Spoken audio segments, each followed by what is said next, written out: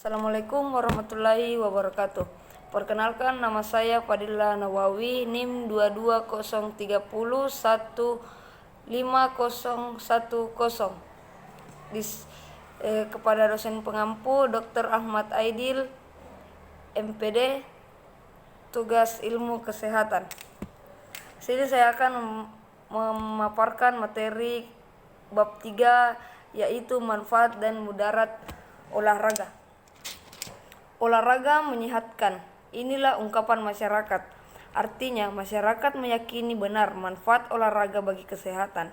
Oleh karena itu, hakikat olahraga masyarakat adalah olahraga kesehatan. Tetapi bagaimana olahraga dapat menyehatkan? Dan beberapa berat orang harus melakukan olahraga untuk menjaga lebih sehat. Inilah masalah olahraga yang diperjelas bagaimana tata hubungan antara olahraga dengan kesehatan. Bagaimana cara melakukan olahraga untuk kesehatan? Orang menjadi lebih sehat dengan pengelolaan yang tepat, maka pengaruh olahraga bagi pemeliharaan dan pengembangan kesehatan jasmani, rohani, dan sosial para pelakunya tidak pernah diragukan. A. Mengapa perlu olahraga? Gerak adalah ciri kehidupan. Tiada hidup tanpa gerak, dan apa guna hidup bila tak mampu bergerak? Memelihara gerak adalah mempertahankan hidup. Meningkatkan kemampuan gerak adalah meningkatkan kualitas hidup. Oleh karena itu, bergeraklah untuk lebih hidup, jangan hanya bergerak karena masih hidup. Olahraga adalah serangkaian gerak raga yang teratur dan terencana untuk memelihara gerak, yang berarti mempertahankan hidup, dan meningkatkan kemampuan gerak, yang berarti meningkatkan kualitas hidup. Seperti halnya makan, gerak atau olahraga merupakan kebutuhan hidup yang sifatnya terus-menerus. Artinya olahraga sebagai alat untuk memelihara dan membina kesehatan tidak dapat ditinggalkan. Olahraga merupakan alat untuk merangsang perkembangan fungsional jasmani, rohani, dan fungsi fisiologisnya, stabilitas emosional dan kecerdasan intelektualnya, maupun kemampuan yang bersosialisasi dengan lingkungan nyata lebih unggul, khususnya pada generasi muda yang aktif mengikuti kegiatan olahraga daripada yang tidak aktif mengikutinya.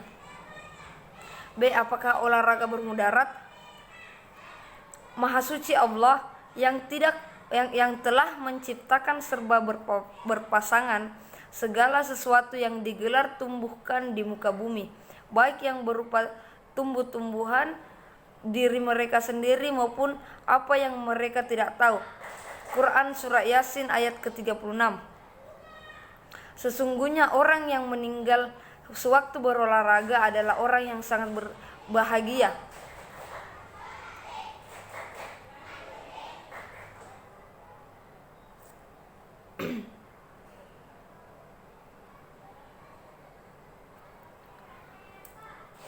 Dan secara pribadi ia adalah orang yang dapat sangat membahagiakan keluarganya. Mengapa? Karena 1. Sampai akhir hayatnya orang yang tersebut masih dapat melakukan olahraga dan tidak harus berlebih dahulu menderita sakit berkepanjangan. 2. Tidak perlu menghabiskan berjuta-juta rupiah untuk biaya pengobatan dan perawatan rumah sakit, sehingga seluruh harta sepenuhnya ditinggalkan bagi keluarga yang dicintainya, tanpa sedikit pun digunakan pada dirinya. Hal ini juga merupakan penjelasan dari hukum Allah telah menciptakan alam beserta isi dan segala permasalahannya secara serba berpasangan. Artinya apapun halnya selalu ada manfaat dan mudaratnya.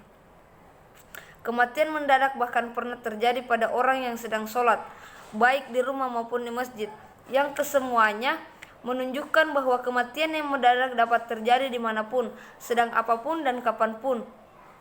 Kalau hal itu terjadi ketika orang yang melaksanakan ibadah sholat, maka tentu tidak dapat dikatakan bahwa orang itu mati karena sholat. Jadi kematian mendadak sama sekali tidak dapat dikaitkan atau berkaitan dengan apapun, termasuk dengan olahraga. C. Fenomena perjalanan fungsional sistem kardiovaskular. Fenomena perjalanan fungsional sistem kardiovaskular berkaitan dengan pertambahan usia, yang artinya fenomena itu merupakan salah satu perwujudan proses penuaan dan oleh karena itu terjadi pada semua orang. Tetapi mengapa terjadi perbedaan antara satu dengan orang lain? Hal ini disebabkan oleh adanya berbagai faktor yang terdiri dari satu, faktor-faktor yang tidak dapat dicegah atau dihindari. Kedua, faktor-faktor yang masih dapat dicegah atau dihindari. Kaplan 1982 membagi faktor-faktor yang masih dapat dihindari ini menjadi bagian, yaitu A. Faktor-faktor risiko utama atau major risk factor, dan B. Faktor-faktor risiko tambahan atau minor risk factor. Faktor-faktor atau predisposisi yang tidak dapat dicegah atau dihindari terdiri dari satu, keturunan.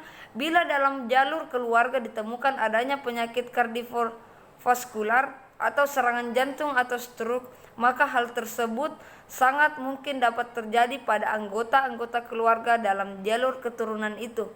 Kedua, jenis kelamin.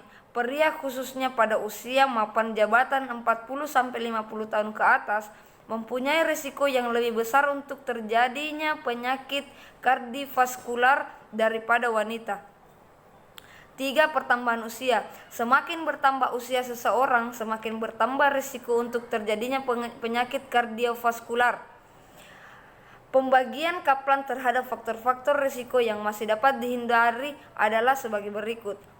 1. Faktor risiko major atau utama yang terdiri dari 3 hal, yaitu A. Merokok.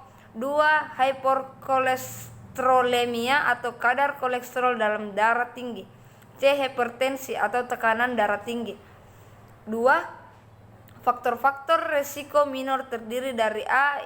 Inaktivitas fisik, obesitas, diabetes, bentuk kepribadian, kebanyakan minum alkohol, kenaikan kadar asam urat, dan penggunaan estrogen. Walaupun inaktivitas hanya merupakan faktor risiko minor bagi kejadian penyakit kardiovaskular atau penyakit jantung atau koroner, tetapi program aktivitas fisik yang berupa olahraga kesehatan atau orkes menjanjikan harapan besar karena olahraga kesehatan. 1. Merupakan upaya pencegahan dan rehabilitas yang sangat fisiologis, mudah, murah, meriah, dan massal. 2. Dapat memperkecil pengaruh faktor-faktor risiko yang lain, termasuk 2 faktor risiko utamanya kecuali merokok, dibandingkan dengan bila orang yang tidak melakukan orkes. 3. Dapat menjangkau aspek rohani dan bahkan aspek sosial untuk menuju derajat sehat yang lebih tinggi sesuai batasan sehat WHO. Olahraga kesehatan sebagai sarana pencegahan rehabilitas perlu dipahami secara mendalam karena manfaat dan keamanannya berhubung erat dengan intensitas pelaksanaan.